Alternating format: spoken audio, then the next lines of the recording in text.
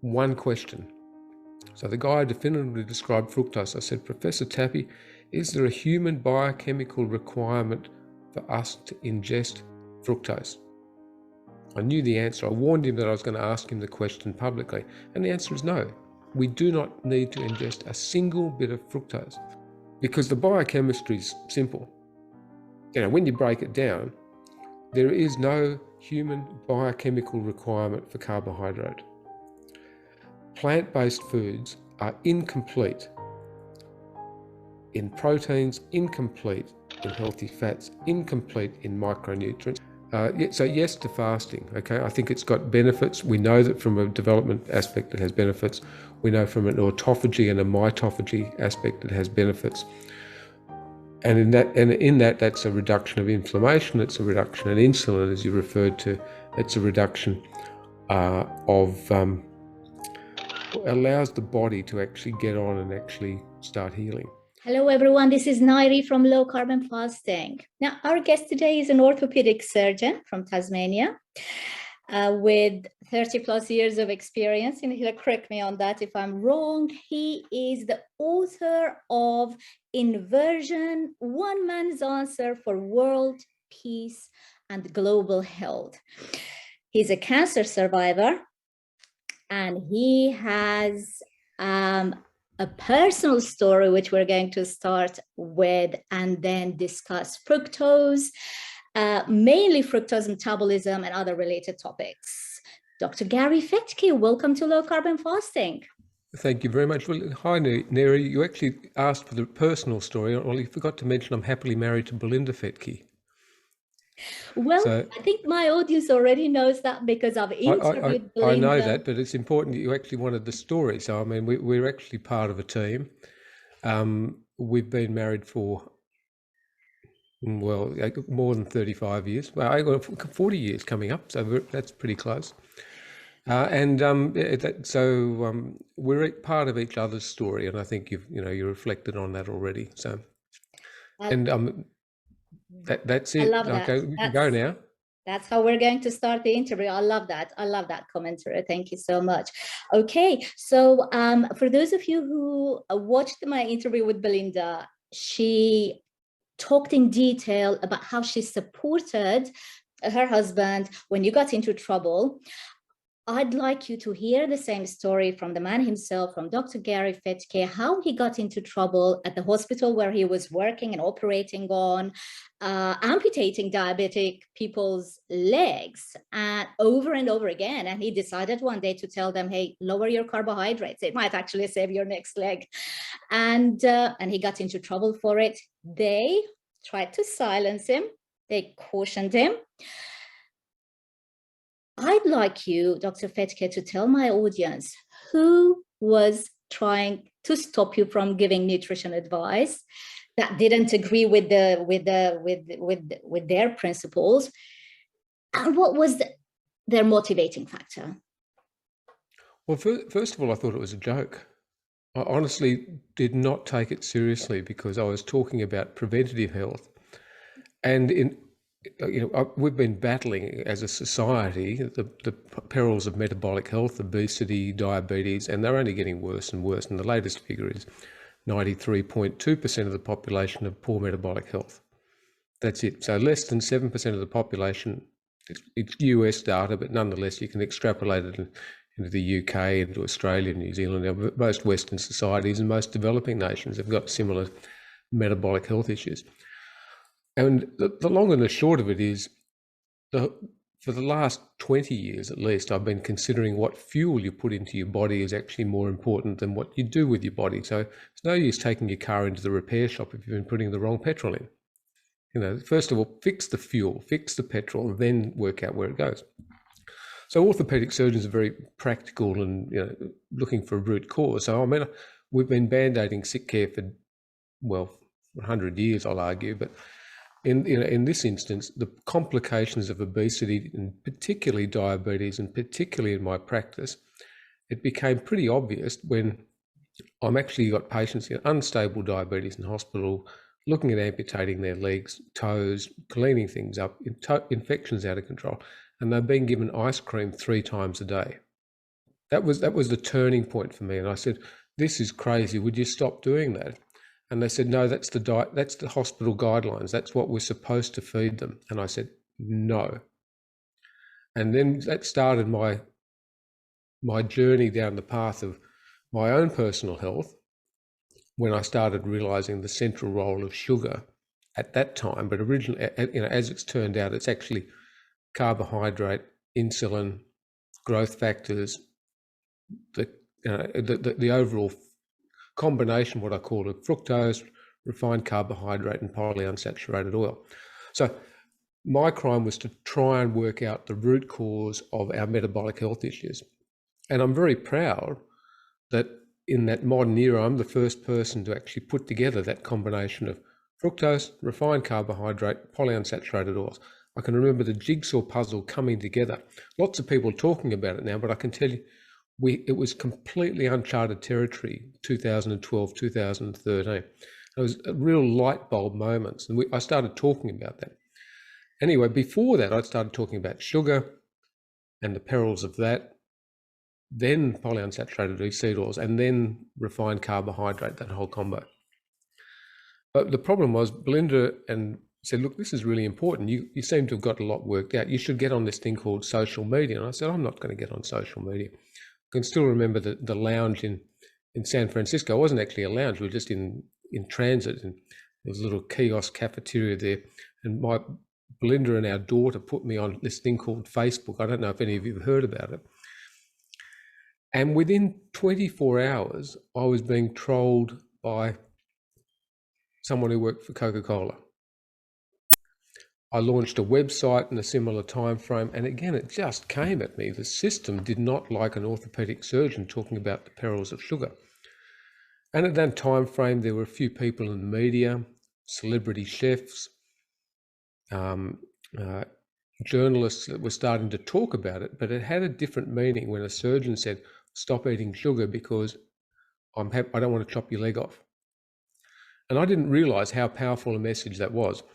But in a nutshell, I was challenging the hospital food guidelines. I was challenging the national food guidelines. And in my hospital, the dietitians didn't like that. I went to them. Originally, I went to them. I said, hang on, this is really interesting stuff. What do you think? I honestly went to them with articles, and they just dismissed it all. I gave a medical grand round as a surgeon. Never happens. You know, once in 30 years, a surgeon gives a medical grand round to the physicians on fructose metabolism. They were interested, but I could not get the dietitians, who were the ones prescribing food for the patients in the hospital. I couldn't get them across the line. But I could see the results for my patients. I was on social media, and I was challenging the hospital, and it wasn't long before the dietitians were complaining about that. But as it turned out, in the same time frame, this took years to work out, Belinda came across documents that from the breakfast cereal industry saying that cereal sales were down, and the concepts of low carb, paleo, now we call it keto as well, were to blame for the cereal sales being down in Australia and New Zealand, and extrapolate that to the UK and the US. But it had there that these 7 people were to be targeted, and I was the only Australian doctor on that list for targeting. Now, you introduced us from, I'm someone from Tasmania, but I think most people don't even know where Tasmania is. A little island at the bottom end of Australia. It often gets left off of even our own cultural maps.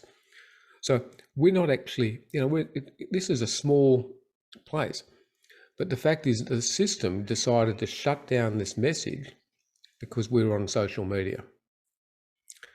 But the more it happened, and so the cereal industry were in fact then involved in paying the Dietitians Association here in Australia to promote and protect the benefits of cereal and sugar to the Australian population. The benefits of cereal and sugar.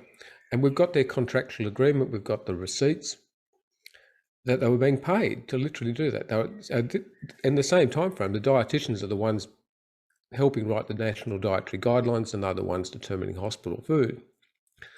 So hospital food is actually being determined by the cereal industry for their shelf life profitability, and it's certainly not there for health. I mean, that's the trouble. You look at hospital food, it is not nutrient complete. It's high in sugars, high in carbohydrate, industrial seed oils, and does not have a complete nutritional profile.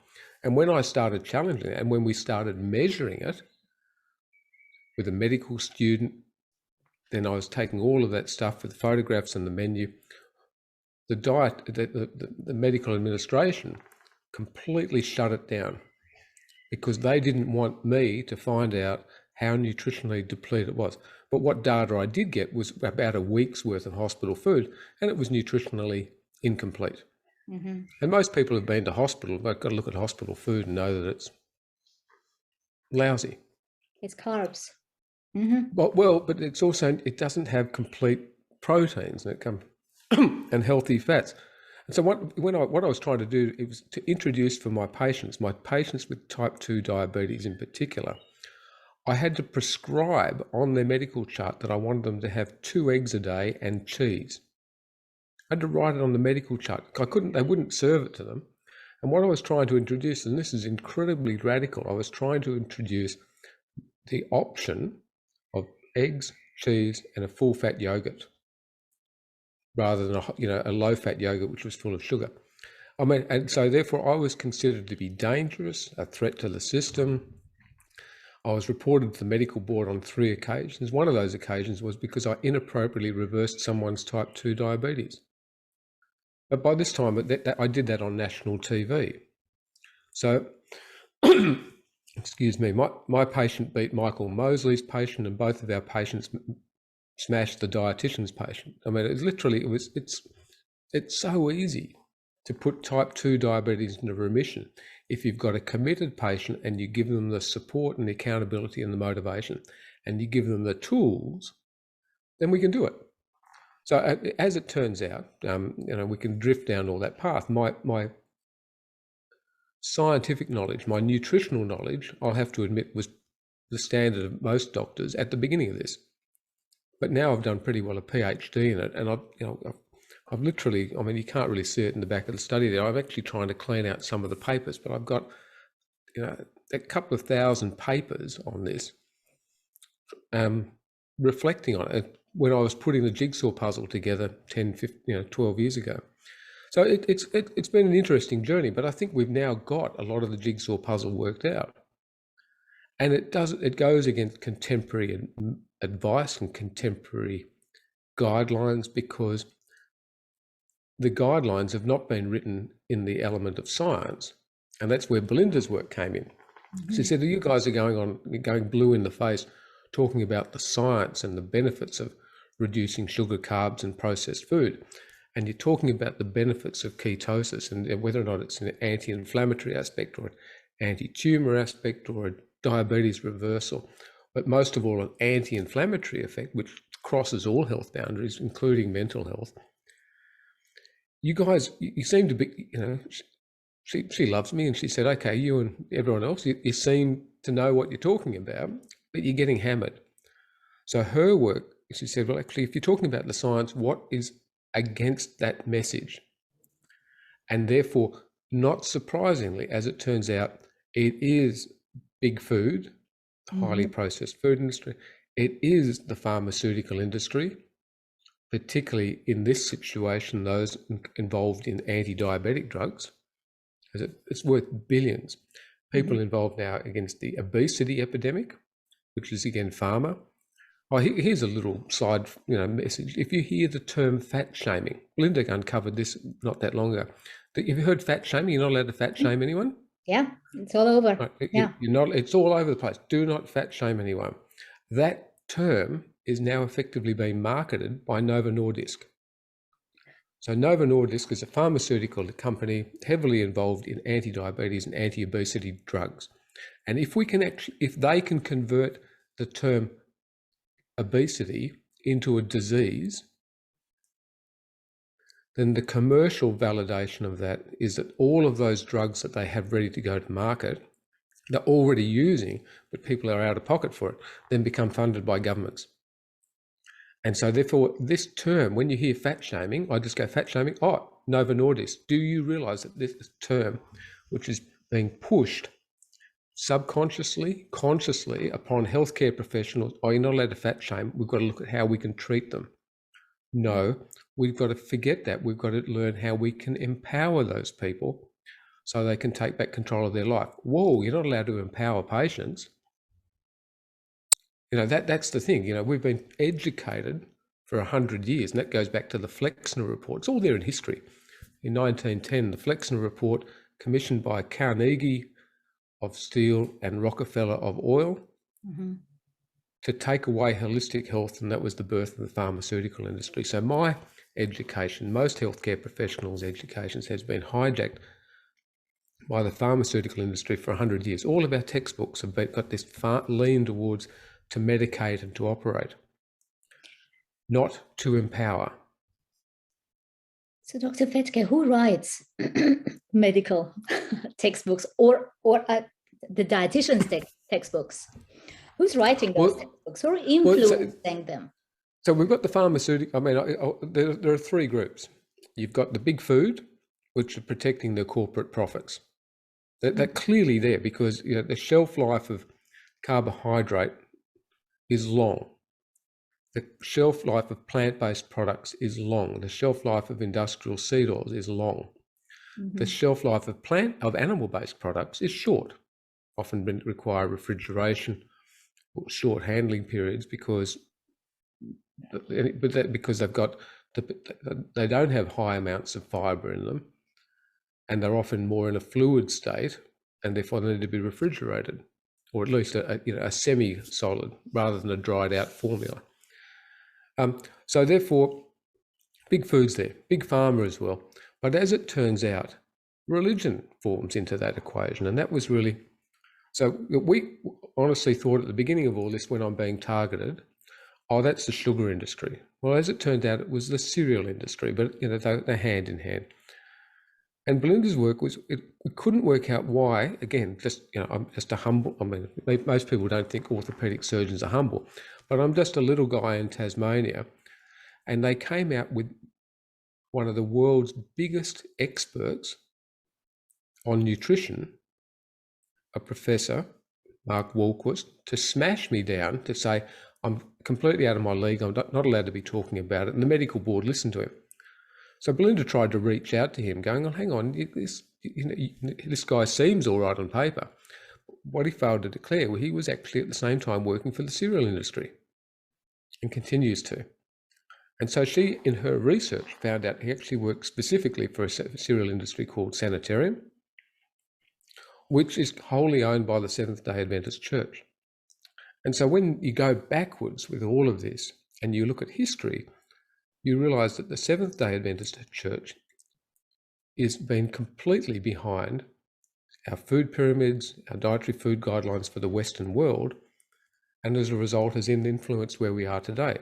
Now, I'll argue that if you eat by the food pyramid, you will die by the food pyramid, and along the way you'll look like the food pyramid, that triangle, which is harsh, but the fact is that food pyramid has been completely manipulated and it's a complete failure. So we've actually done what the food pyramid suggests. If you look at US data over the last 45 years, it's good data. We have increased our fruit and vegetable intake. We've increased our cereals and grains. We've reduced our meat consumption, particularly our red meat consumption, and we've increased our nuts and alternate proteins. We've got good data, yet our obesity epidemic's gone out of control. And so very clearly, if you look at the dietary guidelines, people say, oh, we've got an obesity epidemic because people aren't doing it. Well, we are doing it. And when you actually look at who's written the dietary guidelines, and Belinda and my work will actually show that evolution of the dietary guidelines, if you go back 100 years, it was meat and dairy, eggs, cheese, and a little bit of bread. But what we've now seen is a complete turnaround. That's in some of our lectures, the evolution of the dietary guidelines. That's Belinda's work. Mine, I've got a talk on this called The Failure of Medical Education. I've got one on central role of nutrition and everything, where we talk about this pathway. And effectively, it's all been made up. And if you track it down, it's actually based on the work of the Seventh-day Adventist Church. And people say, who are the Seventh-day Adventist Church? They're small. There's only about 20 million of them around the world, 21. or so. It's hard to work it out, but that's their annual reports. They are the second biggest educator in the world after the Catholic Church. They effectively own enormous numbers of schools, primary schools, secondary schools, tertiary education centres. They own multiple hospitals in the US. They own hundreds of television stations, thousands of radio stations, 2 billion, I think, podcasts in 2020, all pushing a plant-based agenda, because their aim is they believe in the demonization of meat. And Belinda talks about this, and effectively, meat causes, first of all, masturbation, meat causes cancer, meat causes heart disease, now meat causes environmental damage. All of this is completely made up, and it's made up based on a religious ideology that believes that if they eat a plant-based diet, then they won't masturbate, and therefore the likelihood is they'll go to heaven.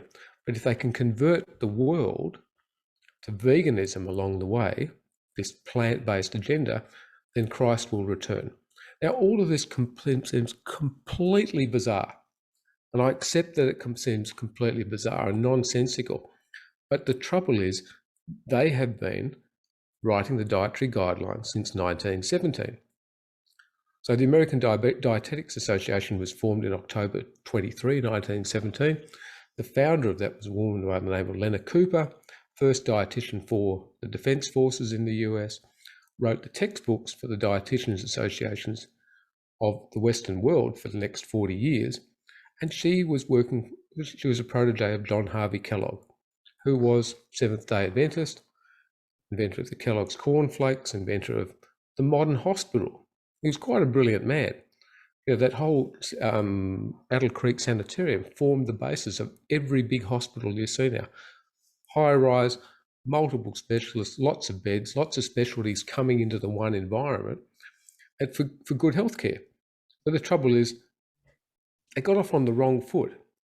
It was all about cleansing and a lot of bowel washouts and water enemas and this dull food called breakfast cereal to quell lustful thoughts as part of this cleansing mechanism, because animal foods created lust and greed and violence and cancer, but it was more probably cancer of the soul, but it's morphed into cancer of the body now. And again, it's when you realize that they started writing the dietary guidelines, they then did research to prove the visions of their prophetess, Ellen G. White, in the 1950s, and then that's extrapolated into the Adventist health studies, which have quoted over and over and over for their health benefit, but that literally are just made up.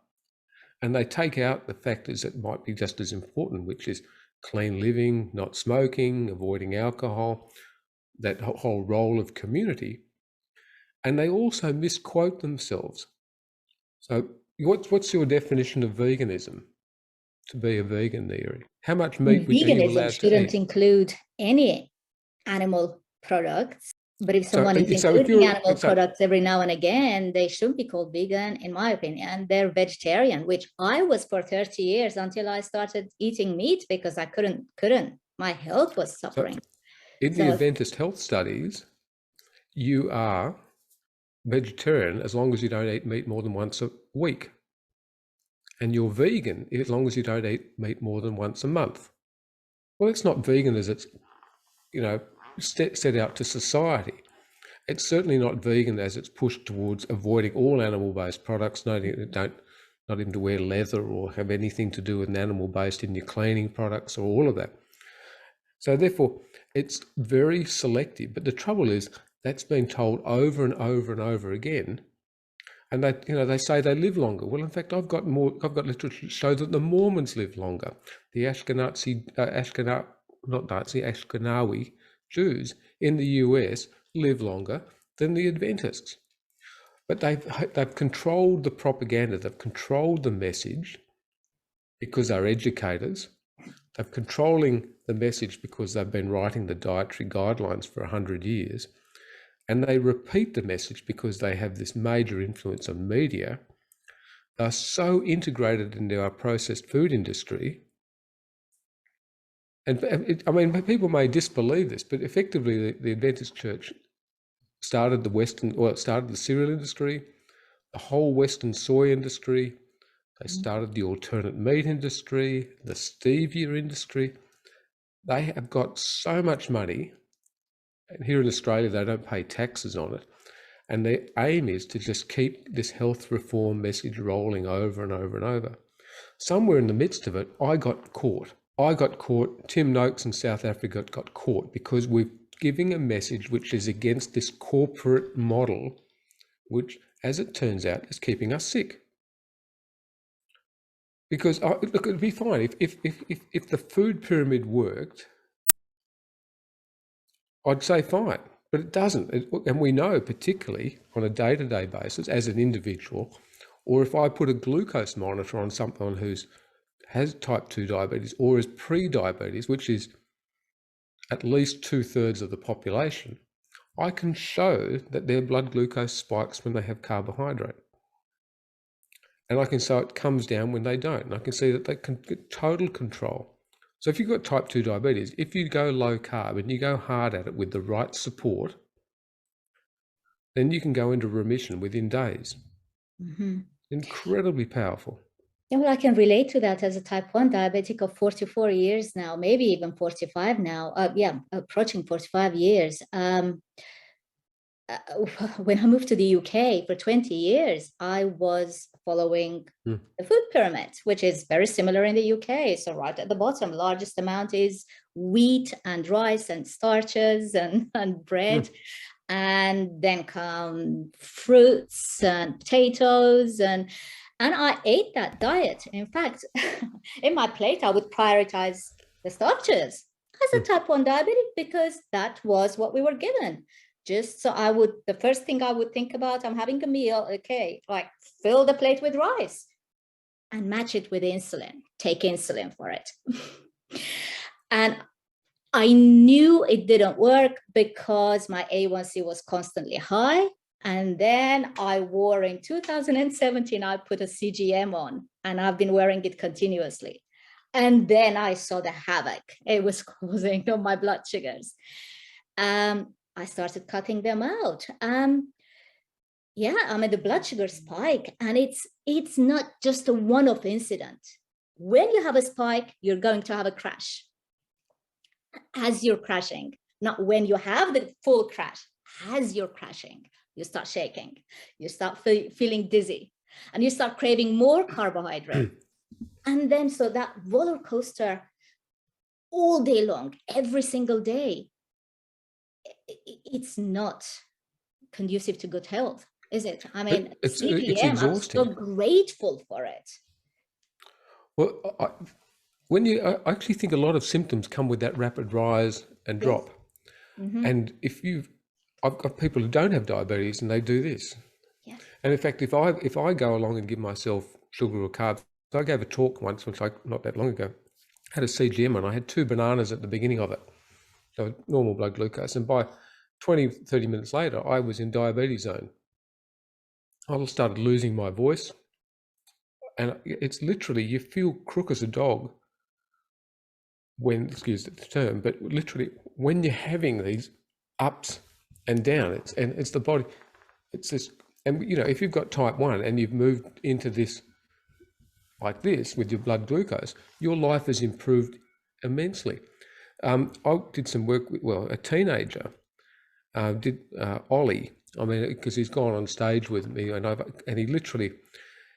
he went low carb, or his mum got him to go low carb as a teenager, and his school report and the teacher said, they can't believe that they've got a student. Like, he used to think, didn't think he was very smart because he couldn't concentrate at school. He literally thought, I'm not smart. But he started doubting himself, but he was doing this all the time. And literally once going low carb, he said, actually, I am smart. Well, this is a 15-year-old. It just puts it all together that, hang on, I've got control of my life again. Sure, he might get off the rails a little bit, as most 15, 16-year-olds can do. But he was able to recognise that and then his teachers and everyone around him went, hang on, he's actually a good kid. And think about how many type 1s that are out there who are got poor schooling, lousy, attainment at school, lousy attendance at school, because they're doing this. And literally, and you'd be aware of the type 1 grit group. Mm-hmm.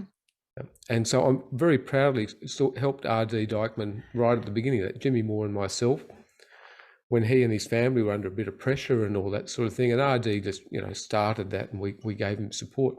And they are now the best 0.1% controlled type 1s in the world. And if someone with type 1 diabetes not producing insulin, I think I've got some theories about why type 1 diabetes is increasing in society, but nonetheless, if you can get control of that by low carb, Richard Bernstein's law of small numbers, small amounts of carbs in means lower doses of insulin, which means less highs and less lows and less roller coaster. It's such a complete no-brainer, except we've been told you've got to have your carbs. Carbs are essential. You've got to have your grains. You've got to have your fruits. And effectively, that's all just been made up. So last year, I think about last year, I thought we've been demonizing sugar and carbs. I'm going to, for an academic argument, try and work out what's the toxic dose. And this is interesting for your listeners. In the talks, actually, carbohydrate, the dose is the poison. It's on YouTube and stuff. And I really haven't got any negative feedback from it, because I came up with an academic argument that 4 grams of glucose was the toxic dose. Now that's 1 teaspoon, that's 1/5 of a slice of bread. It's 1 bite of an apple. It's not very much. But at that level, sugar, and we'll say half fructose, half glucose. So fructose has got, and so if you go to my talks on nutritional model of modern disease and inflammation or all, that's where I talk about fructose. We didn't know about fructose until about 2010, 2011. It just wasn't in the literature. My textbooks listed fructose, fructose 6-phosphate, and then there's nothing. But we just completely ignored it, even though there's been some researchers, Gerald Reaven, for instance, has been talking about it in his books there for 30, 40 years, but completely ignored. But the definitive metabolism of fructose was pretty well worked out in 2010, 2011. Journal of Physiology looked happy. So Professor Tappy is from Switzerland. I have actually met him. I specifically hopped on a flight to ask him one question.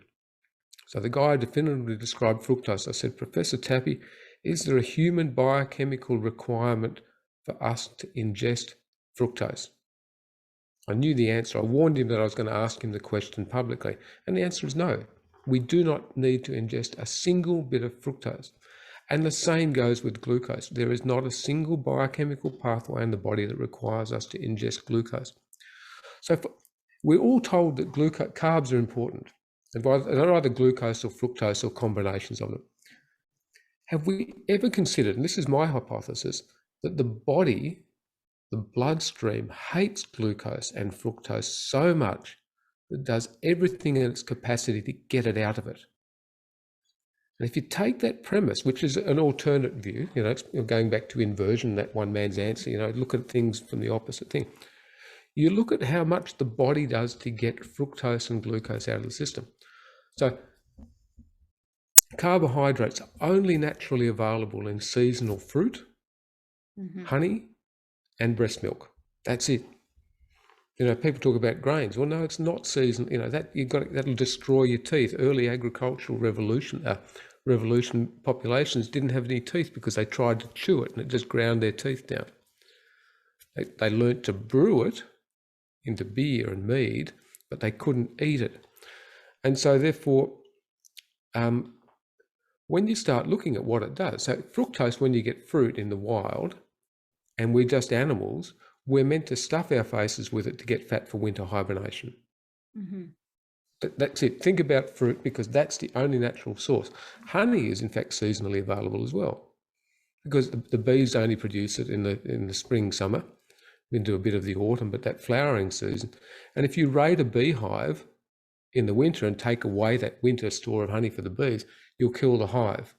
So honey is actually only seasonally available, and the bees are storing honey for their own survival. And I say to people, if you really want to eat honey, then climb into a wild beehive, crack into it, and if you can get some honey out of that, good luck to you. We've actually got just up the slope here. I've got an old tree with a wild beehive in it, and it's inside. There's just no way I can get into it unless I burn the thing down. I took our grandkids up there, and I just watched all these bees swarming in and out. There's no way I'm going to go into that beehive. So the only seasonal fruit, the thing is seasonal carbohydrate is fruit, and it's when you look at fructose, that component of it, it drives behavior. So fructose has multiple things. First of all, it comes up into the liver. It's rapidly metabolized into the liver, and it has effects that will actually effectively store it as fat. But it also has an effect on the hypothalamus to actually stimulate hunger. It has an effect on the nucleus accumbens in the brain, which is the addiction center, which is like heroin. Others have referred to it like that. So it stimulates and drives this behavior. It has an anti-leptin effect. Leptin is the hormone secreted by the fat in your body, which actually tells you that you've had enough. So it actually tells you just keep eating. It has a ghrelin effect, which is the hormone which makes your belly rumble. It makes you feel hungry. It also has an effect in a pathway called the aldehyde pathway, where it gets converted into alcohol in the liver. So that makes you soporific and laid back, and monkeys in the wild that gorge themselves on fruit on a tree lie around in an alcoholic stupor after it. I mean, it's all the animal kingdom's been telling us this. You can watch all that. Then it's also got a pathway where it gets metabolized. The metabolites go into uric acid. Uric acid is that interesting thing which people associate with gout, but we've got more gout in society now, but it's related to us eating too much sugar, not too much red meat and not too much alcohol. Uric acid has an effect on inhibiting our production of nitric oxide. Nitric oxide is a critical hormone which keeps our blood vessels open, keeps supply going to our brains, and it allows our white cells to be involved in the immune response. So when we eat too much sugar, we affect our blood supply to our brain, we increase our blood pressure, causing hypertension, and we reduce our immunity. So those people with high blood pressure, if they take sugar out of their diet, then bang, all of a sudden their blood pressure comes down. Their immunity improves, which is diabetes, and the blood supply to the brain is stabilized. That's just one pathway. We can then talk about ketone effects on the brain. And the fructose gets converted, the fat storage portion of it gets converted into small, dense LDLs. Now, lipoproteins involved in our fat storage. And unfortunately, if they get oxidized, they are the inflammatory ones that go to every corner of the body. Losing that voice. That's fructose in a nutshell. I mean, I've covered a lot of biochemistry in that. And again, go to YouTube and look at my talks on nutrition and inflammation, because that's where fructose fits into that. So that was fructose. So how is glucose metabolized? I mean, glucose is used by virtually every cell in our body. So can we allow for I mean, fruits are made up of glucose and fructose combination, but if someone's eating just pure glucose, for example, is it as harmful as fructose to their overall metabolic health? I think so, in a different way. You said that glucose is utilized by all cells. Glucose can be utilized by all cells. Okay, there's a thing called the Krebs cycle. Hans Krebs described it. It's where fuels go into the cell, into the mitochondria, and get converted into ATP, adenosine triphosphate, which is the energy molecule of the body. And it's the same energy Krebs cycle that's in an animal and an insect, not a plant. But all living creatures have the Krebs cycle. And the Krebs cycle can equally take in glucose or carbohydrate or glucose. It can take in proteins, and it can take in fats or ketones and metabolize them into the same pathway. So you're quite right, glucose, but it can be utilized by all cells. But all cells in the body, bar three, and are the erythrocytes, the red blood cells, some cells in the lens of the eye, and some cells in the kidney, called the loop of Henle, very thin cells, and maybe the ends of some of the nerves use glucose exclusively. But that small amount of glucose that they require can come from gluconeogenesis, which is done in the liver, where you break down protein, or it can come from the breakdown of fats. Specifically, the glycerine backbone of the glycerine side chains of a thing called a triglyceride. Glucose is used, but again, as I say, why? People say, I need to have carbs all the time. So, well, actually, why was God so stupid to make us completely dependent on one seasonally available food product? Well, God's not that stupid. I mean, I'm anti-religious when I make a statement like that. But I mean, God made us available, to eat bioavailable, complete foods, which are seasonally available in carbs or all year round in animal-based product. So glucose is an interesting one because, again, the metabolism, the primary metabolism of it is actually pretty simple. We've known about that for a long time. But the secondary metabolism and the other effects of it is relatively new. So when you put glucose into the bloodstream, the blood does everything in its power to get it out of the bloodstream. And it does that under the direct effect of insulin. And then insulin will store it away into muscle as fat, into the liver as fat. And it does that, it just takes it out. But if you keep eating carbs in and in and in, then you end up with chronic hyperinsulinemia, elevated secretion of insulin. And then ultimately, you can only put certain amount of fat into your cupboards, and then that starts flowing it back into the liver. You end up getting more trouble with the liver and storage, and more troubles with fat in the liver and alcohol in the liver from that glucose and fructose metabolism.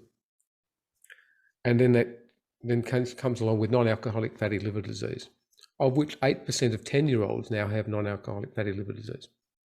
Children who've got cirrhosis of the liver or developing it.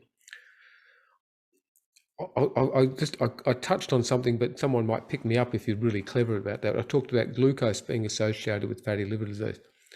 If you're insulin resistant or obese, then 30% of glucose gets metabolized back into fructose.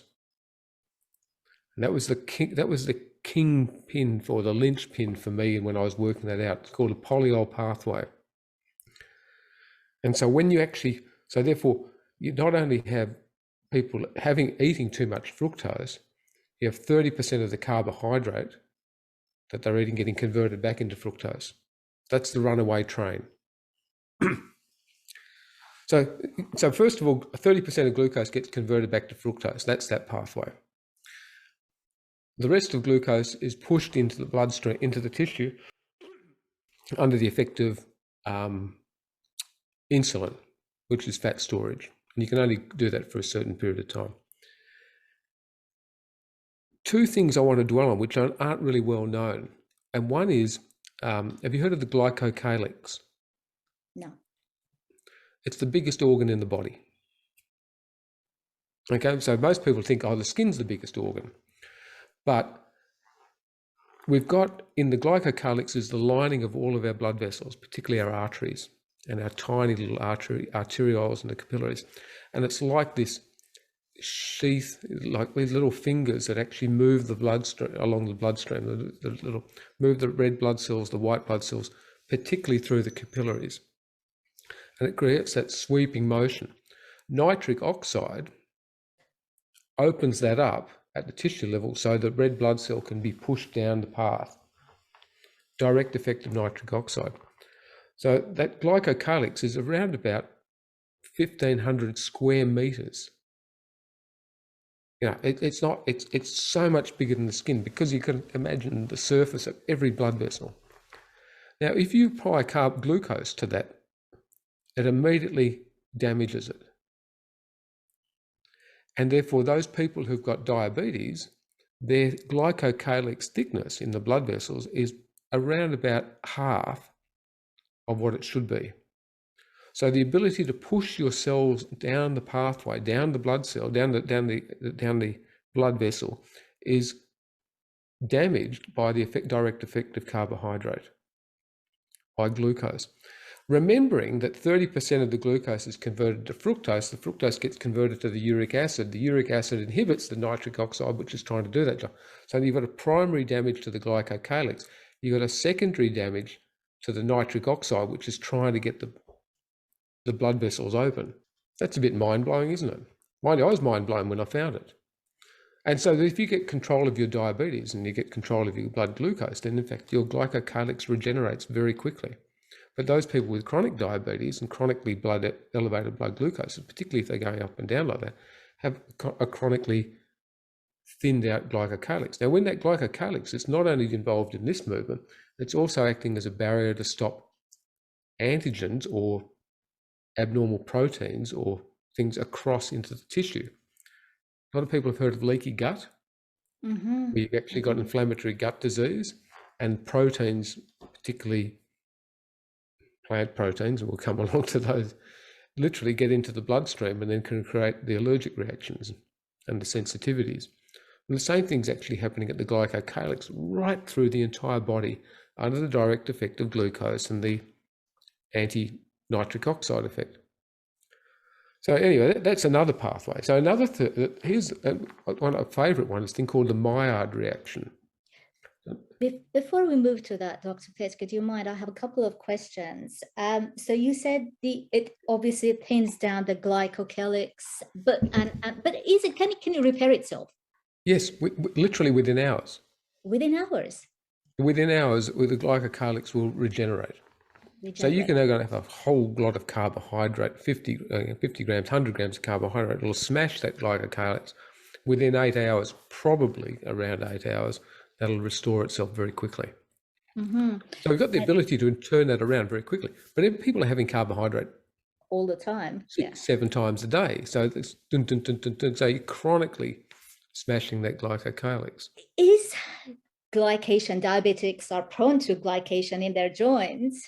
And as an orthopedic surgeon, you probably know of that. Is that related to that? Because I suffered with frozen shoulders thanks to glycation, thanks to the diet I was following, thanks to the UK diabetes guidelines. I was eating tons of carbs and I was trying to match and control my blood sugars with insulin. And of course, it didn't work. And I ended up with 2 frozen shoulders, refused all medication. I'm still recovering from it. 4 years on, completely naturally by normalizing my blood sugars, but I'm not quite there yet. I don't have full rotation in either of my arms yet. Every patient I saw with a frozen shoulder, I would do a diabetes test. And there were a proportion of those that had diabetes. So I'm going to answer I'll answer, you've brought up 2 topics and I'll answer them sequentially. One's glycation and the other one's joints. So the glycation one, I think, is really interesting. It's a really easy one to understand. And it's called the Maillard reaction, Maillard. It's a cooking term. Everyone knows it. When you cook food, it goes brown. So if you get a piece of bread and you put it in a toaster and you heat it up, the glucose in that combines with the protein, caramelizes and goes brown. So in your blood, when you eat glucose and your glucose goes up, a portion of that goes up in the bloodstream, but a portion of it, about 2/3 of it, goes into the tissue, particularly if your glycocalyx is thinned. So it goes into the tissue, and then under the effect of body heat, you have a combination of the glucose combining with the proteins in the soft tissues, and you have an effective toasting of the tissue. So every time you've got diabetes, your blood glucose spike, you are slowly but surely toasting your brain, your eyes, your kidneys, your limbs. Everything is getting toasted by the Maillard reaction. So glucose in the tissues is not good. Anything above a normal blood glucose, remembering we need some glucose in the bloodstream. We keep that up by this thing called glucagon, which breaks down fat and it's involved in gluconeogenesis, but it keeps so we've got all these mechanisms to keep our blood glucose at a certain level. We've got these other mechanisms to drag it down so it doesn't get too high. So that glycation, that Maillard reaction, is why you don't want to have any blood glucose spikes, because each time you had a blood glucose spike, you're causing direct toasting, which is largely irreversible. So the glycocalyx, reversible. The Maillard reaction, low-grade chronic inflammation, not particularly reversible. Partially over time. Excuse me. Which comes down to joint disease. If you look at cartilage damage in joints and tendon damage and adhesive capsulitis around the shoulder. If you look at the tissue, you find the end products of glucose metabolism. You find the glycation of the proteins in the tissue. The glycosaminoglycans, which make up the binding tissue within a cartilage, joint cartilage, gets damaged by that Maillard reaction. You don't find the end products of protein metabolism. You don't find the end products of fat metabolism. You actually find inflammation. You might find some traumatic inflammation, but the vast majority of the brittleness of your cartilage, the brittleness of your tendons, is that Maillard reaction occurring in every joint, every tendon, and it's all carbs. So if you look at, I mean, I've got a mate who's right into forensic archaeology, and if you look at pre-agricultural skeletons, so we're going back 10,000 years, you don't see the signs of osteoarthritis. I've got so many patients over time. I'll come back to joints as well. Insulin, when you actually eat carbohydrate, you produce the insulin to store it as fat. That insulin has two other effects. One is as a growth hormone. So the most important hormone in the growth of cancer is insulin. The other thing is it's a major inflammation hormone. So that work came out of China in 2020. So not everything bad came out of China in 2020. I say that, you got to think of that as good stuff, which showed that osteoarthritis of the knee in particular was under the direct influence of insulin. So when the insulin went up, arthritis and synovial inflammation, which is the lining of the knee joint, goes up. When they reduced insulin, the inflammation went down. Now, I know that paper wasn't written by a low carber, because the Chinese said, we've got to target insulin in the management of arthritis. No, you don't need to target insulin. You just need to reduce carbohydrate intake. The body will produce less insulin. So I effectively just, advise all my patients, have for some years, stop eating carbohydrate. And those people that do that have a major reduction in their symptoms of whether or not it's osteoarthritis of the hip or the knee or the neck or the spine, whatever. They have a major reduction in their symptoms. I've got a friend, the same friend who's right into the archaeological side. He's actually a shoulder surgeon, and he's pretty well had to retire because all of his patients with shoulder cuff troubles. He said, I'll book you in 8 weeks for surgery, but I want you to go low carb keto in the interim period. 80% of his patients cancelled their surgery. Those that didn't cancel hadn't done it. So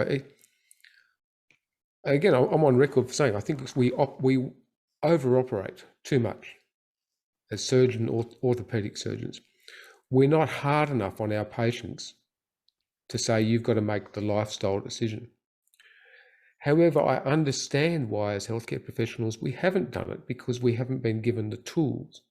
We've been told, I'll go away and eat properly, eat by the food pyramid, go and see the dietitian who's been educated by the cereal industry. Go along, we'll give you these drugs because we've been educated by the pharmaceutical industry. We believe that meat causes all these things because our education has been tainted by the Seventh-day Adventist Church. We've been completely surrounded by what I call disinformation, deliberate misinformation. It's very hard to break out of that mold.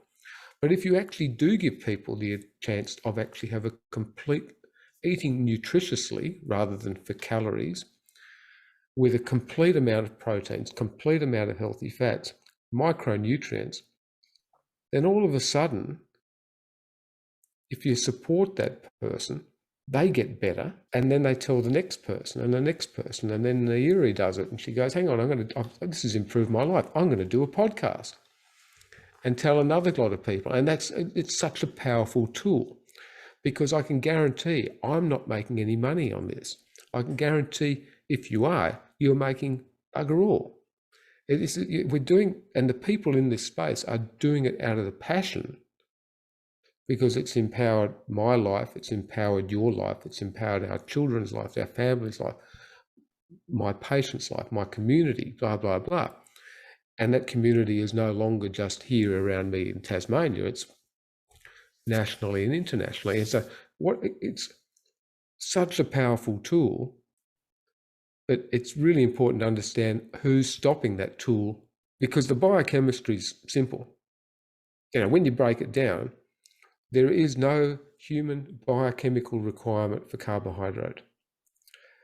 Plant-based foods are incomplete in proteins, incomplete in healthy fats, incomplete in micronutrients, and in fact contain a whole lot of anti-nutrients, whether or not they're lectins or pectins or phytates or oxalates. And the ions and things like that are not bioavailable. So whenever you hear that plant-based is the way to go, well, in fact, it's not. You're going to be micronutrient and macronutrient deficient, but you'll get plenty of carbs, which you don't need. So I almost get lost for words, because the answer is really as simple as eating. Our entire health equation is, let's eat a complete nutrient-dense diet. And then the majority of people will improve, whether or not it's overall weight or diabetes or autoimmune disease or mental health, or it's just such a powerful tool. But to do it, you need to actually break out of the mold of what we've all been told and what we've been surrounded by. This reminds me of when I interviewed Dr. Troll. He he said something along the lines of, when I did the opposite of the dietary guidelines, the exact opposite that led me to good health. So now you're saying the same. Is there any hope for me to recover fully from my frozen shoulders? I don't want any medication, or maybe I'm wrong in refusing medication, because I know they will have an impact on my blood sugars. But now that my A1C is normal range and my blood sugars are improving, actually, the longer I'm sticking to this, the better they're getting. And the more meat I'm eating after 30 years of being vegetarian, the healthier I'm getting. I exercise, I'm lifting weights, I do resistance training every day. Is there any hope for me to fully recover from my glycated shoulders? Well, just in case the medical board are watching, I'm not giving specific medical or nutritional advice now, Nayiri. I will put a disclaimer in the bottom as well. I know. I mean, first of all, you're improving. Yes. And whilst you're improving, you're obviously not going to have anything done. I mean, I kept on saying, I'd see people, okay, well, you do this. Look, I'll see you in 3 months, or I'll see you in 6 months, or come back and see me if you're not improving. Because I think if you stick with it, you're going to continue to improve. The question is how much is irreversible? I think it's a very hard question, unless we start doing biopsies on you, or examine you as an autopsy, then wake you up again and then keep you living for another 10 years. All that we can say is, by reducing inflammation, which taking out the sugars, the carbs, the seed oils in particular, your body has a remarkable ability to heal. If you allow the white cells, the neutrophils, the T killer cells, the cleanup cells, the T helper cells, all those lymphocytes, we put them in the optimal situation, they will do a remarkable job of improving everything. The half-life of an industrial seed oil like linoleic acid or the omega-6s is somewhere about 4 years. So people who want an instant fix, you can reduce the insulin effect of inflammation straight away. You can reduce the sugar and carbohydrate effect of inflammation straight away. But to reduce the industrial seed oils, the vegetable oils out of your system, that takes time. It's really been, a lot of work's been trying to work out how long that is. There's a professor of oils in New York by the name of Greg Lawrence. He's written a book all about oils. And I found a great article by him where he's describing it. And I contacted him and I said, I've got this question, what's the half-life of omega-6 fatty acid, the industrial seed oils? And he said, I'll read my book. So I got a copy of his book, I read it, and I wrote back to him and said, you haven't actually answered my question. I've read your book, we've done all this literature, not myself, but all these others. What's the half-life? And then we had this great discussion, and probably the half-life is around 4 years.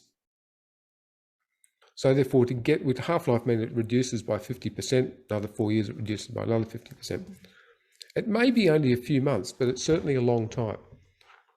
And I love telling, I love telling this little story, but when our daughter was about 16, we got off the airport and she asked for some McDonald's chips. She was starving, just wanted Macca's chips because, you know, highly processed and addictive behavior, and she was a teenager. And she knew how I felt about the whole concept of seed oils at that point in time. And she looked me in the eye and she said, "Dad, I promise not to get pregnant for 4 years." So she made an informed decision, knowing that it was going to have an inflammatory effect on her body. And I don't know of a single father out there who, when their 16-year-old daughter promises not to get pregnant for 4 years, isn't going to hand over a couple of dollars for that. So again, if people want to smoke nowadays, that's fine. There's so much information about the harms of smoking out there. If you want to smoke with all the public information that's out there, okay, you've made an informed decision to be an idiot. I think it's so hard for people to make an informed decision about what to eat, because there's so much information. And I've come along here and I've undermined all these public officials, all these public documents with what I'm saying. This is anti-food pyramids, anti-dietary food guidelines. You go online and do any of the government guides to healthy eating, and I will fail if I do them, and you actually do a low-carb, ketogenic, healthy fat lifestyle, whether or not you go to carnivore or not, but even low-carb, healthy fat, the avoidance of cereal grains, margarines, seed oils, then I fail. I literally, I average about 23% of what I should. I don't even get to 50%. And I get this little summary, and I do them regularly. And there's, you know, this ABC in Australia is doing a big program to try and make everyone healthier. So I went and did the thing, and I just got this, you know, really nasty thing. You are doing everything bad. Well, but I didn't have the opportunity to write back and say, but I feel good. And my lipid profile is perfect, and I'm not on any medications that I was on years ago, and my blood pressure is good, and I don't have diabetes. My HbA1c is 4.3 or something like that, and my insulin level is very low, and my liver function tests are normal. And what are you going to do about it? Like, you know, it's literally, I personally have taken back control of my health. This is my story. And if I put a CGM on my arm, I flatline. You know, I'm not flatline dead, but I'm just like that. It's boring. You know, just whatever I eat, it's just toggles along. Goes up a little bit with exercise, but that's normal. Mm-hmm. And that opportunity is there for everyone, yes, if they want. But then you've got to believe me, or you've got to believe all these guidelines, which are getting trumpeted out by society, which has been completely shaped by vested interest. Dr. Fettke, coming back to glycation, you did mention issues with tendons. So where does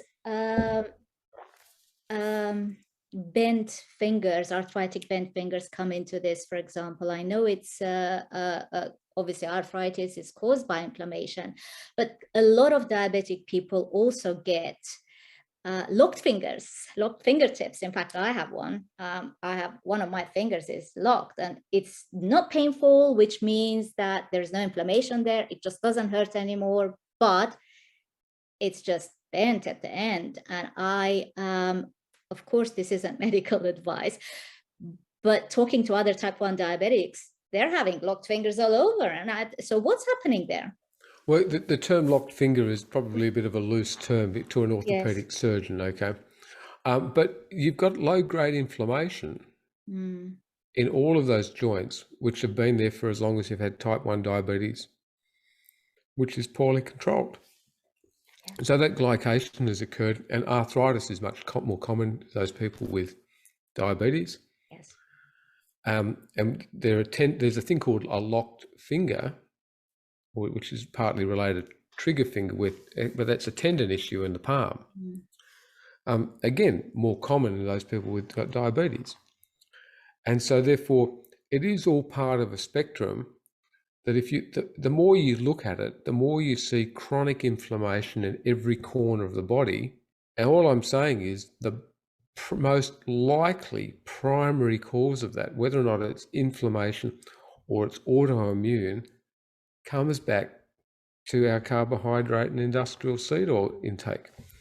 And we as a society have just worked so hard to screw it up. But we've done it with the best of intentions because the dietary guidelines for over 100 years have been telling us to do it. All I'm just saying is the dietary guidelines have been written by the processed food industry for 100 years for their profit and their profit. So their profit is their financial side, and the profit is PROPHET, which is Ellen G. White, Seventh-day Adventist Church, so that we can all turn to vegan, vegetarian, so Christ will return. And that stuff, I hope Linda mentioned it. In 2019, there's a journal called Religion, which acknowledges everything I've just said about their influence on the dietary guidelines of the world, where they are in the World Health Organization, United Nations, where their links up with everything.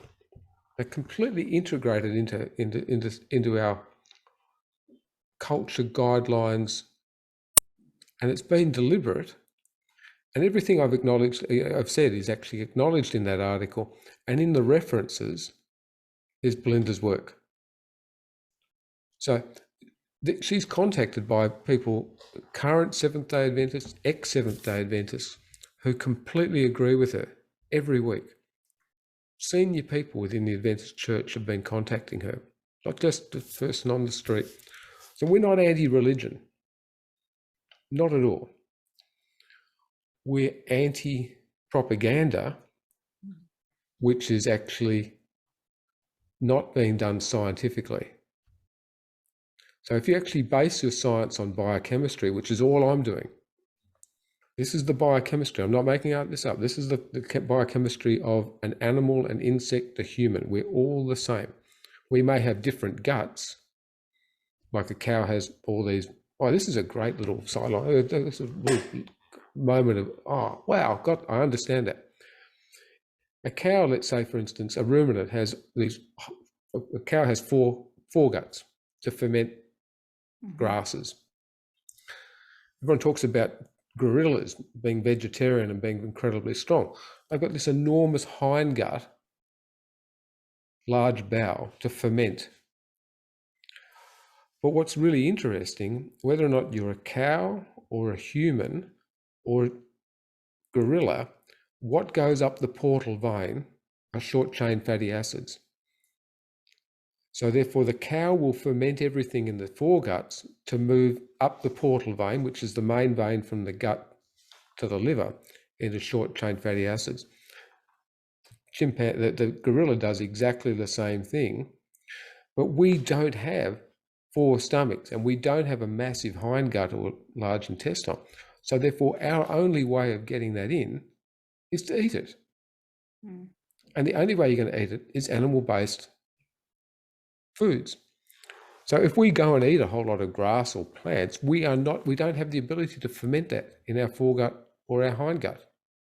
So we're not getting. So it's silly to think that we're cows. It's silly to think that we're gorillas.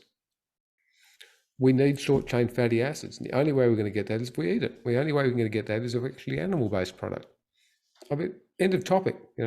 Or if someone reminded me the other day, you don't see caveman paintings of them eating lettuce. They're hunting. We evolved. Our evolutionary diet is around animal-based product.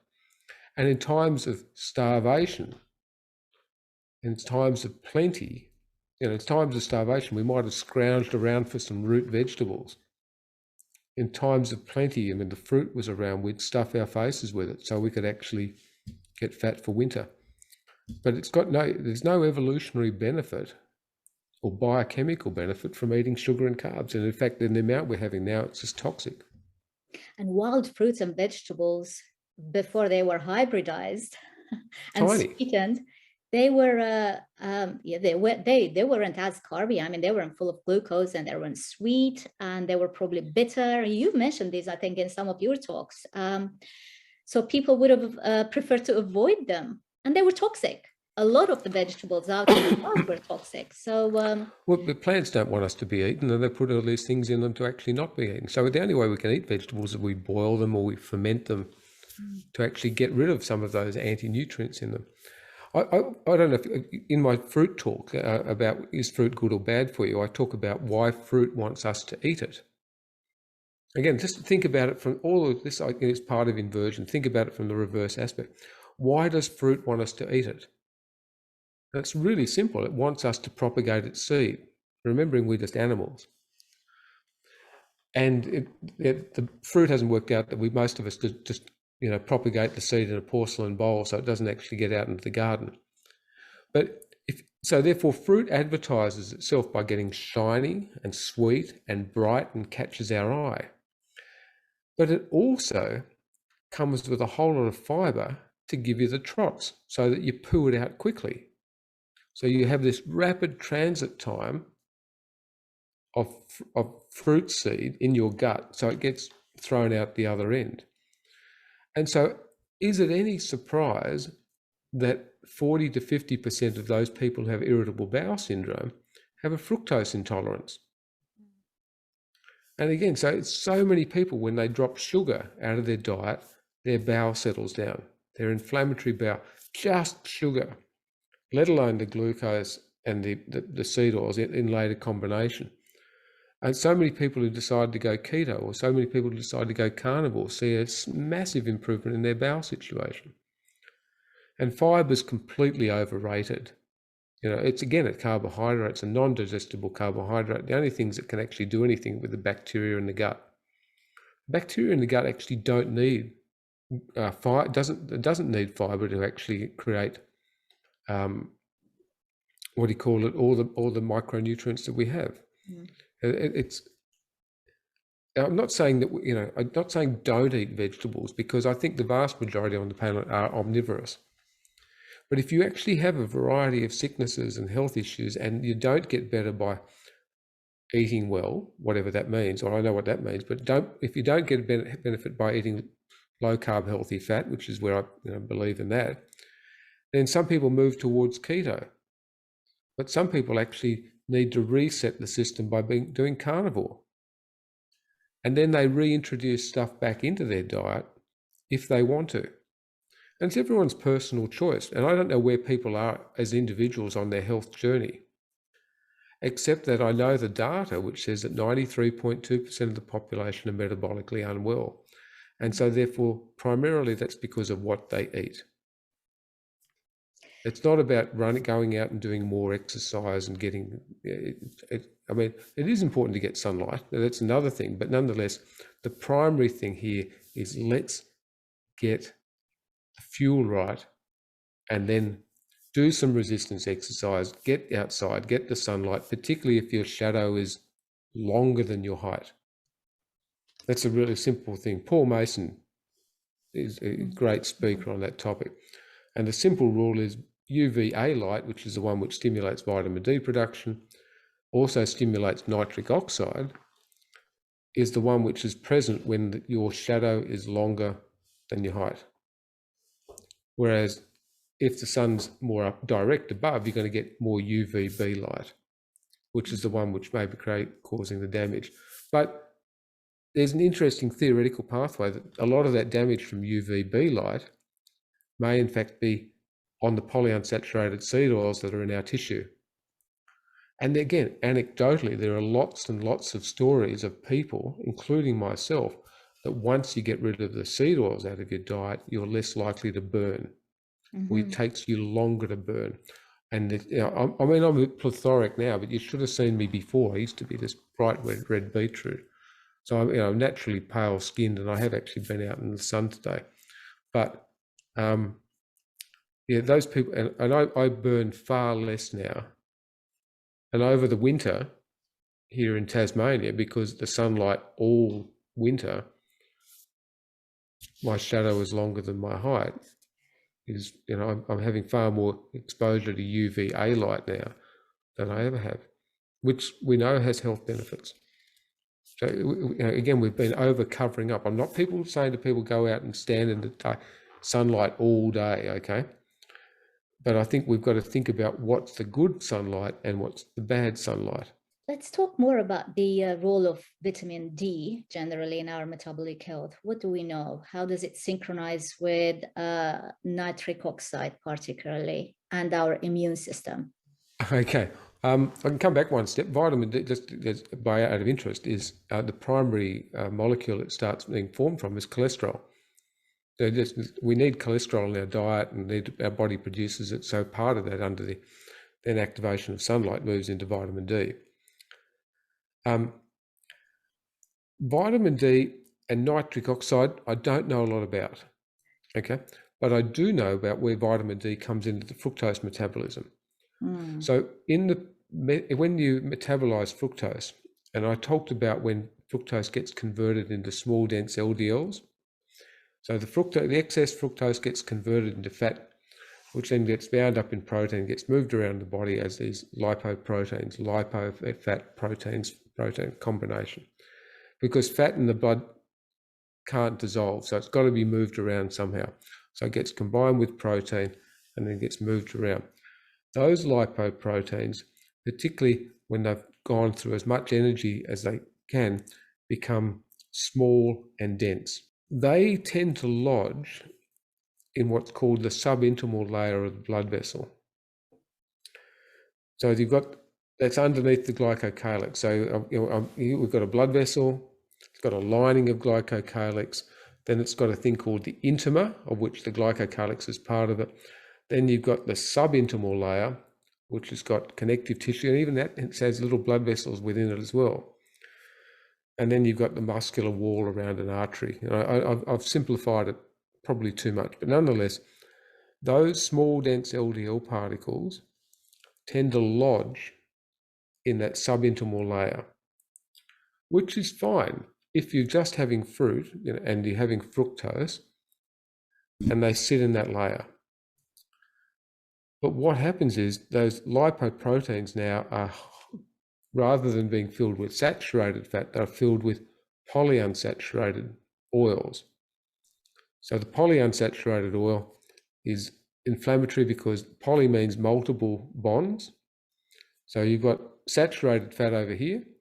Monounsaturated fat means it's got one double bond in it for flexibility. Polyunsaturated means multiple bonds, which gives it great flexibility. So the plants require oils that allow them to move in their own plant to be very flexible, because outside the temperature gets to zero. And so you don't want your oils in your tissue to freeze, because then the plant dies. So we as humans are sitting at close to 37 degrees, which allows the fat in our body to stay fluid, liquid, mobile, supple. But if you actually get fat, if you get saturated fat, like butter, for instance, there's a classic example, butter, if you put it in the refrigerator, it's solid. If you put it outside at 37 degrees or 100 odd degrees, Fahrenheit, it melts. So therefore, you can imagine our bodies are made of butter, and we've actually literally got all that fat nice and mobile and supple in the body. Whereas and that works, but at 0 degrees, our bodies wouldn't work. So that's why anyway, the seed oil, the polyunsaturated seed oil, is the one that then gets into those small dense lipoproteins, and that becomes oxidized, and that becomes highly inflammatory. So that then becomes LDL particles in our subintimal layer of the blood vessel. We know they're inflammatory, and the body has a method of getting rid of those called foam cells. Those foam cells are what's called macrophages, are the big guys that chomp up inflammation and then take it away. Those macrophages are under the direct effect of vitamin D.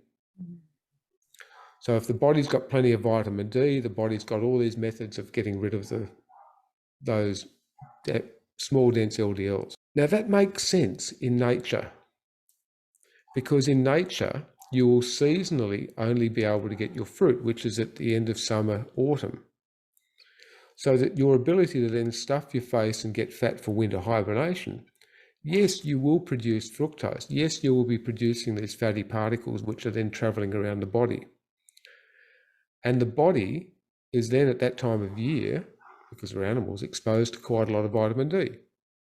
So the body, we're meant to actually eat fruit in season because our clearing mechanism is actually quite effective, which is under the influence of vitamin D. What it's not meant to do is we're not meant to be eating fruit specifically in winter because we don't have the ability to get rid of the byproducts of that because the vitamin D levels are down because the sun's not out. And we're certainly not meant to eat fructose all year round, 365 days of the year. And we probably shouldn't be eating at night because, again, as animals, we would have been foraging during the day for it. I mean, these are evolutionary concepts, but it's all there in the biochemistry. And okay, to coin the term, I am cherry picking that, but it suits the model, it suits the hypothesis. And I haven't actually heard a good counter argument to that biochemistry. So again, it comes back to fructose metabolism. It does come back to our vitamin D exposure. Vitamin D plays an enormous amount of a role in our immune system as well. So essentially, if we're eating in, I've written the dietary guidelines for the world in one sentence. And I realize I have like I wrote a book called One Man's Answer for World Peace and Global Health. So I don't mind having a crack at it. But one sentence, here's the dietary guidelines, which we should all adopt. Eat fresh, local, seasonal, whole food based on your culture and environment, avoiding added sugar and processed food. That's it. That's the answer to improving our metabolic health. And that can be twisted around for your native environment. It can be twisted around and manipulated even by the food industry. But by definition there, I described a diet which is low in sugars and carbohydrate because it's not, think fresh, local, seasonal. It's higher in healthy fats and complete proteins because that comes from animals which are available all year round. And it avoids all the industrial seed oils. It's there. I've described LCHF in one sentence. Dr. Fettke, you did mention about what a healthy diet can be. Eat seasonally, eat locally produced foods. Where does fasting come in? And avoid processed foods, obviously, and sugars. But where does fasting come into this? I personally, as a type 1 diabetic, I do fasting. I do intermittent fasting, which basically means 1 meal a day or 2 meals. I just don't crave any more food after that because I'm having a meat-based diet. It's very satiating. But I occasionally, maybe once a year or twice a year, I do extended fast of 3 to 4 or 5 days. 5 days is the longest I've done for its healing properties on my gut, because I also suffered from IBS and due to my diabetes, uncontrolled blood sugars. And also it resets my insulin sensitivity. So suddenly my insulin needs reduced by 40 or 50% for good 3 months. And that's a big win for me. So this is why I do it, not because I don't enjoy eating food. So what are your thoughts on fasting? Well, I'll just clarify when I say, when you said you eat meat, I actually I eat an animal-based diet. Mm-hmm. And so therefore, I do think that means considering the animal from nose to tail, and we need to eat the organ meats. And that's where the massive amount of nutrition, particularly in the liver. And I use a lion in the wild will kill an animal and it will eat the liver, the spleen, the brain, the fat, and then it might eat the meat. Mm-hmm. It tends to leave the meat for the hyena. So we've got to think about where is the nutrition in an animal-based diet. So it's not just about having meat. Mm-hmm. Where does fasting come in? Well, in our ancestry, our evolution is based on the fact that we did not have access to food all of the time. And our fasting state not only is definitely part of our ancestry, it's actually observed by religion. I actually wrote a thing called the biochemistry of religion some years ago, where I came up with the fact that all religions observe fasting. All religions have noted, and which is nutritional ketosis, okay? Fasting moves you into ketosis. So all religions for thousands of years have observed the benefits of fasting, whether or not it's Ramadan in Islam or Lent in Christianity or intermittent fasting in Buddhism. But if you actually delve into them all, they all observe fasting. And it's a period of spiritual cleansing, spiritual well-being, and also of health benefits. As it turns out, we know that when you fast and your ketone levels go up, and this may be an argument for, maybe not being full-time keto, that maybe there's a benefit of going in and out of it. I don't know. We just don't know enough about that. Because clearly in our development, we did have periods of time of eating fruit, but it wasn't massive amounts of fruit because we were fighting with all the other animals, the possums and the bears and whatever, to get hold of the fruit as well. So I do think in our ancestry, we did come in and out of ketosis a little bit. We know that babies thrive in ketosis. The embryonic development is in ketosis, in a state of that. Brain development, it does far better on ketones. So we know that also there's autophagy and mitophagy. Autophagy is where the cells turn themselves over. So the damaged cells effectively just die, and all those products within them get recirculated back into the system as spare parts. And the mitochondria, when they do that, it's called mitophagy. And in the states of fasting, which is observed where you don't eat and our ketone levels go up, then we do have periods of autophagy and mitophagy. It's interesting, our T killer cells, which are the ones that mop up all sorts of things, including cancer, do better in a state of ketosis. Our neutrophils, which are the white blood cells involved in our immunity and infection responses, actually go up in fasting and come down under the effect of glucose.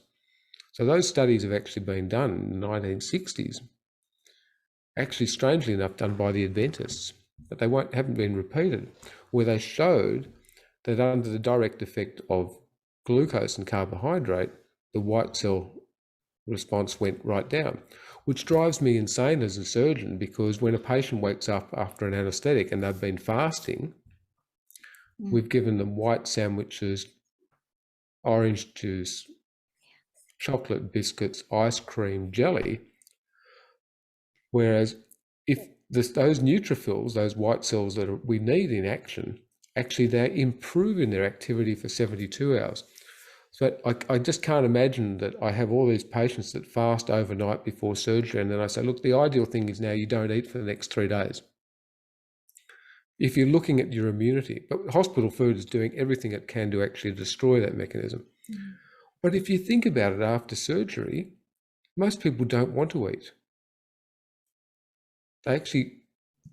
They might be nauseated, but they lose your appetite and you lose your sense of smell, and hospital food tastes bad because you've actually lost some of your taste. And I actually think, again, this is in our ancestry, God's way of putting our bodies into the best situation, into a state of ketosis, so it actually can heal itself. And those women with morning sickness. In pregnancy. So not those women in morning sickness, but those women with morning sickness in pregnancy. The data is there on tens and thousands of women and their babies, that the more severe the morning sickness, the better the outcome for the babies. Healthier babies, more likely to go through to full term, healthier mums, less complication, less birth defects, and arguably smarter kids with less health problems. So what's the mechanism there? Morning sickness, is that because of ketosis? They're in ketosis. Yes. Yeah, this happened. I actually started studying this because our eldest daughter was pregnant, had severe morning sickness. And everyone's worried about it. The old wives' tale is, don't worry about morning sickness, the baby will be fine. Well, in fact, it's been studied, but tens of thousands of cases have been studied to show that actually that's true. And that's the data associated with it. I've put that talk on YouTube, and orthopedic surgeons talking about morning sickness. Oh my goodness, what on earth is he on about now? But the data was there, and my daughter taught me that, because I thought I'll chase this. It's just fascinating. So ketosis, that state of ketosis, is really, really healthy for embryos and fetuses. And morning sickness is the worst in the first trimester of pregnancy. So I think this is the best. If you're ever going to test the state of ketosis, what you want to do is you want a captive audience. You want them on the most susceptible individuals, which are babies, particularly the first trimester. Mm-hmm. And if you really want to hammer them with ketosis, if ketosis and keto and all this stuff we're talking about is dangerous, let's do the experiment on embryos. I mean, you'd never get it past an ethics committee. However, it's already been done. Tens of thousands of results in the data there. The more severe the morning sickness, which means by definition, when you test it, the more severe, more significant the state of ketosis, the better the outcomes are for the babies.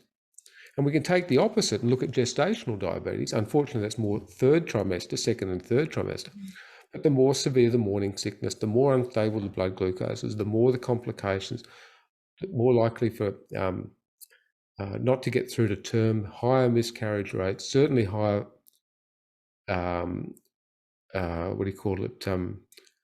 congenital abnormalities, and the ones that are more congenital, more environmental related, which are cardiovascular heart problems, not the genetic ones, but the cardiovascular environmental ones are much higher. And the more troubles with the babies, and more likely for those babies and those children to develop health complications, and particularly obesity and diabetes. So we've already got the data. Tens of thousands of women with morning sickness, tens of thousands of women studied with gestational diabetes. The data is absolutely conclusive. And again, I mean, everyone can do their literature searches. Everyone can get on PubMed and start looking at this stuff. You don't have to believe me. If you go to my talks, all the references that I've used are there. But so therefore, fasting is critical in evolution because we've thrived on it. And if you want to do it, that's fine. Like Belinda, she intermittently fasts. I personally like eating. Okay. And maybe that's partly because I was a fat kid and I was constantly hungry, but I was constantly hungry because I had a bad diet. My mother was well-intentioned, but she was following the guidelines. So, I personally don't. I might intermittently fast, and I do skip meals. And we have in our house we eat when we're hungry, we stop when we're full, and if one person wants to eat, the other one doesn't have to eat, and that works. But that works much better now that we don't have children. Okay, and I understand when you're raising children, there's more hunger and you want to get things organised and time-wise. So we have another thing which Karen's in, who's a dietitian from New Zealand. I quite like her quote here. We empty pantry, full fridge. Mm-hmm. Okay, so if you go into our pantry, there's not much in there, but there's always stuff in the fridge. So that's so yes to fasting. Okay, I think it's got benefits. We know that from a development aspect it has benefits. We know from an autophagy and a mitophagy aspect it has benefits. And in that that's a reduction of inflammation. It's a reduction in insulin, as you referred to. It's a reduction allows the body to actually get on and actually start healing. Those T killer lymphocytes, those T lymphocytes are under the direct effect also of alcohol. So they benefit from being in a state of ketosis. They don't like alcohol. So that alcohol can come from what you drink, or it can come from what you eat in fructose that gets converted to alcohol. So one of the things in COVID in the last few years, the most important cell, that the first line of defense against coronavirus, is a T lymphocyte. And so therefore, there were some studies, particularly more with the influenza virus early on, or for the last few years, showing that T lymphocytes and influenza did much better if you were in a state of ketosis, which sort of makes sense. But what drove me insane, or what, one of the things which drive me insane is in that state, in that COVID thing, is that we were encouraging people to eat badly, and we were encouraging our alcohol outlets were seen as essential services.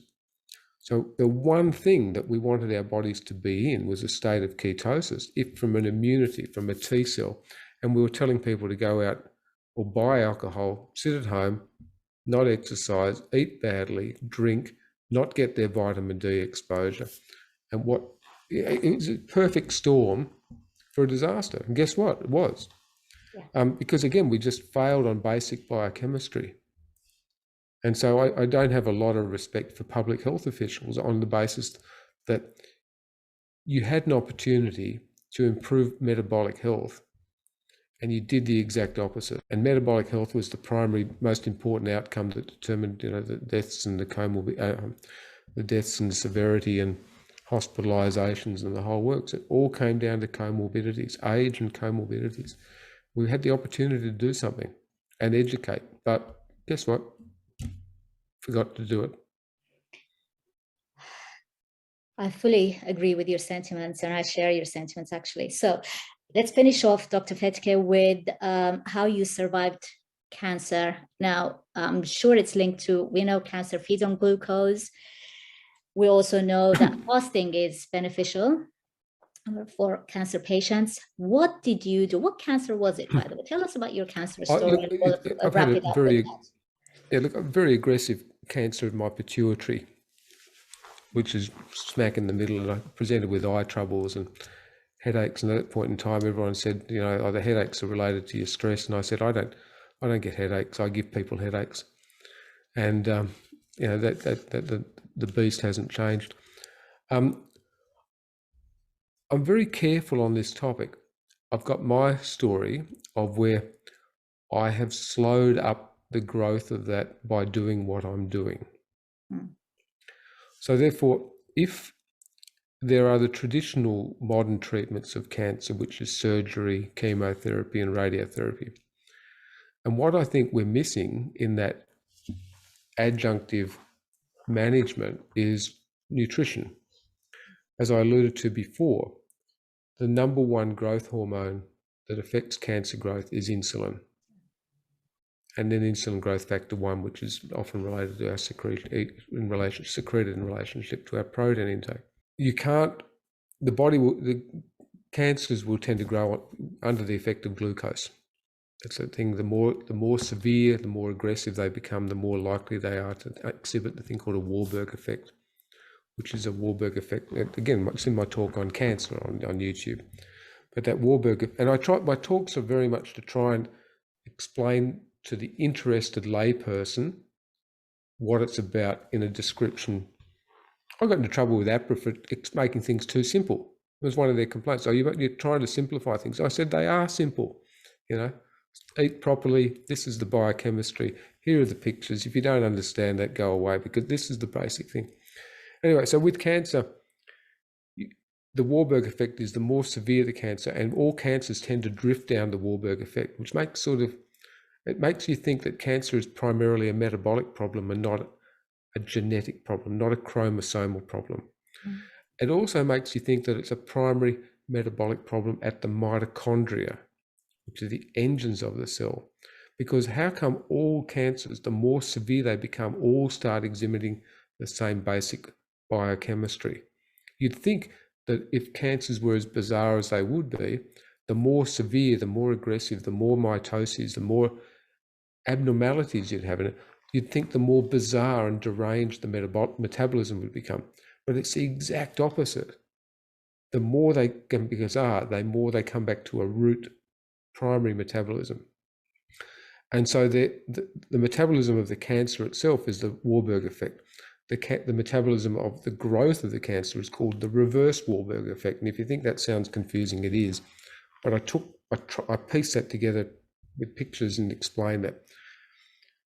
Again, the long and short of it is it's under the direct effect of glucose. You can't starve a cancer of glucose by not eating it, because the body will constantly produce a small amount via that gluconeogenesis for those small number of cells that need it. So you can't starve it of glucose per se.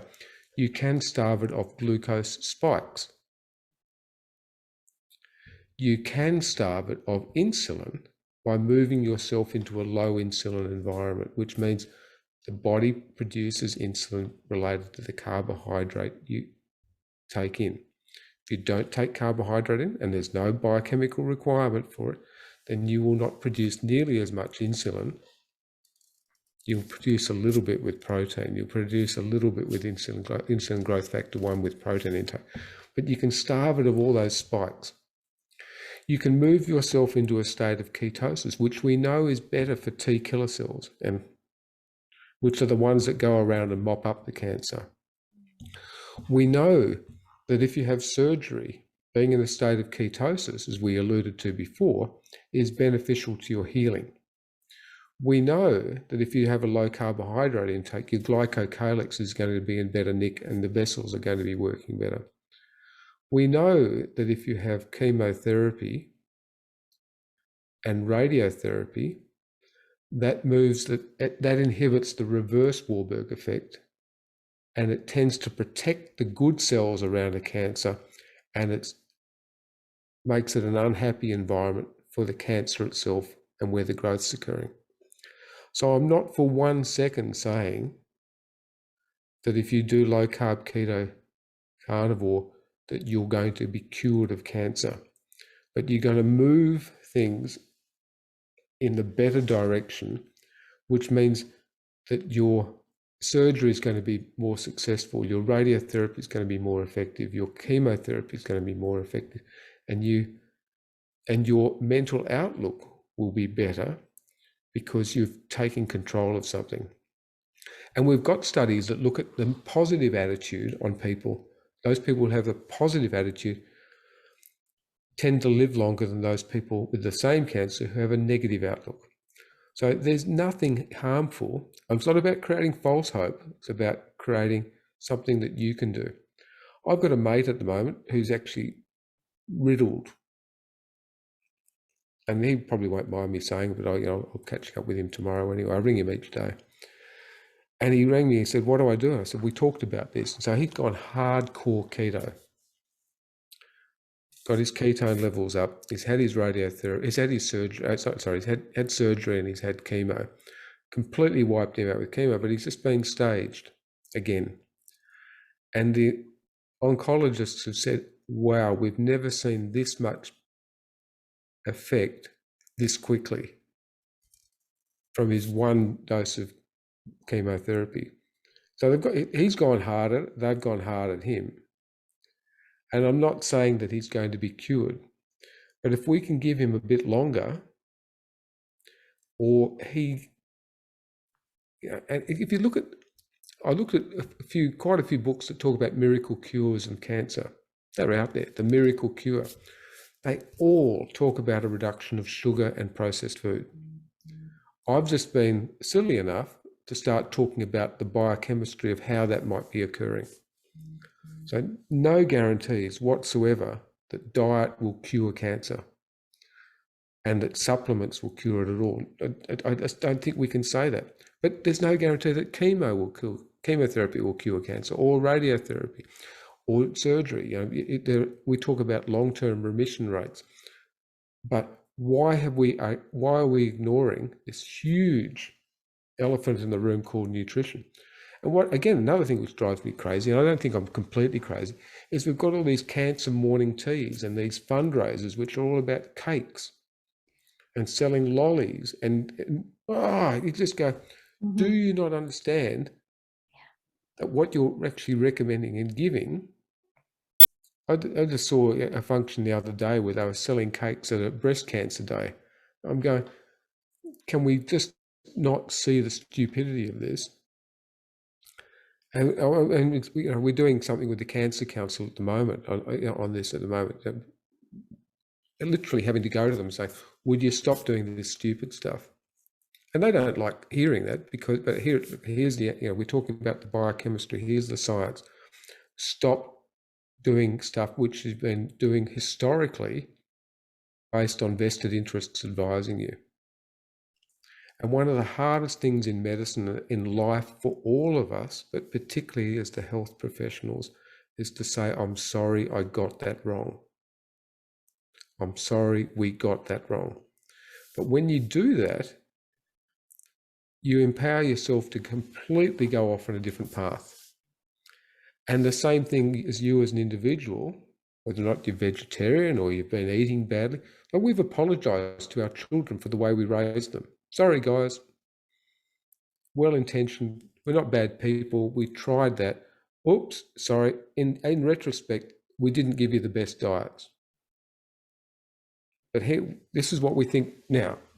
And maybe we'll change in another 10 years. But I can tell you, each year, it's going in one direction. And most of the people lecturing in this space are moving towards carnivore. You know, the low carbers have moved to low carb healthy fat, moved to keto. Most of the people lecturing in that space, and I know most. We're omnivorous in this house, okay? We do have vegetables, but when Belinda's away, I'm carnivore because I'm lazy. It's easy. I'm just got my meatballs and my eggs and cheese, and off I go. And people say I'm boring. I say, okay, well, no, I just put more spices and change it up. But when Belinda's around, she cooks more vegetables, but they're all low carb. Mm-hmm. So. Dr. Fettke, that was an amazing, incredibly informative discussion. Thank you so much for your time. And I wish you a good night. It's nighttime there in where you are at the moment. Well, there's no nighttime at the moment because the World Cup of soccer is on. So, okay, you've got to, there's matches going all the time to fit in with someone's time zone. That was perfect. Okay, well, thank you so much. And hopefully we can chat again. I can bring you and Belinda together and we can have another lengthy discussion sometime in the future. Thank you again. All right. You have a good day. All right.